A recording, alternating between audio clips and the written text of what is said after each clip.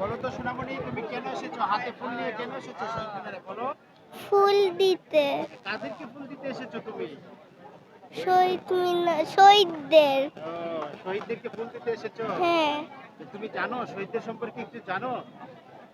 তুমি যে এই বাংলা ভাষায় কথা বলতেছো, তুমি কাদের বিনিময়ে, তাদের রক্তের বিনিময়ে তুমি বাংলা ভাষায় কথা বলতেছো? বলো, তাদের রক্তের বিনিময়ে আমরা বাংলা ভাষা বলো বলো। আমি তাদের রক্তের বিনিময়ে কথা বলতেছি বাংলা ভাষায়। তুমি বলো, আমি এই বাংলাকে আমার মধ্যে লালন করব। বাংলাকে আমার মতে লালন করব। ধন্যবাদ। আমরা একজন সোনামণির সঙ্গে কথা বললাম যে উনি যতটুকু বুঝতে পেরেছে যে এইখানে যারা শহীদ হয়েছে তাদের রক্তের বিনিময়ে সে বাংলা ভাষায় কথা বলতে পারছে, এবং সে তার মধ্যে এটা লালন করার জন্য তার বাবাকে নিয়ে উনি শহীদ মিনারে হাজির হয়েছেন। তো ভাই, আপনার সঙ্গে একটু কথা বলি। জি, আসসালামু আলাইকুম। ওয়ালাইকুম সালাম। যে আমরা যে এই যে একটা মাতৃভাষা, যাদের বিনিময়ে আমরা মাতৃভাষাটা পেলাম, আর তাদেরকে আমরা কতটুকু মূল্যায়ন করতে পারছি?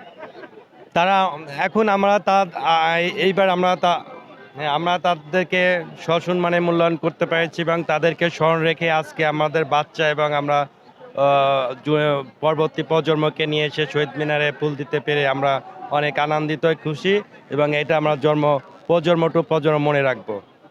যাই হোক, আমরা দীর্ঘদিন পর একটা ছাত্র অভ্যুত্থান, গণ অভ্যুত্থানের মাধ্যমে পর আমরা একটা সুষ্ঠু নির্বাচনের মাধ্যমে একটা নতুন সরকার আমরা পেলাম। এই সরকারের কাছে আপনি কি প্রত্যাশা করেন যে তাদের স্থিতিগুলা তারা কিভাবে ধারণ করা উচিত? আমি মনে করি এই গভর্নমেন্ট, এই জুলাইয়ের পরে যে গভর্নমেন্ট আসছে, এই গভর্নমেন্ট অনেক ভালো দেশ চালাবে এবং পরবর্তী আমাদের 24শে জুলাই মনে রাখবে এবং পরবর্তী প্রজন্মগুলোতে মনে রাখার মতো এই স্মৃতি বিজড়িত সংস্কার পন্থক কাজগুলো করবে। ধন্যবাদ। উনি যেমনটি ব্যক্ত করলেন যে জুলাই অভ্যুত্থানের পর যে একটা সুষ্ঠু নিরপেক্ষ নির্বাচনের মাধ্যমে যে সরকার আসলেন, সেই সরকার অবশ্যই ভাষা শহীদদেরকে মূল্যায়ন করবে, তার সাথে সাথে এদেশের জন্য দুর্নীতিমুক্ত থাকে, দুর্নীতি যেন কেউ না করতে পারে, এবং আমরা যেন সুষ্ঠুভাবে এদেশে সবাই মিলে বসবাস করতে পারে এবং সুন্দর একটা বাংলাদেশ উনি উপহার দিতে পারেন।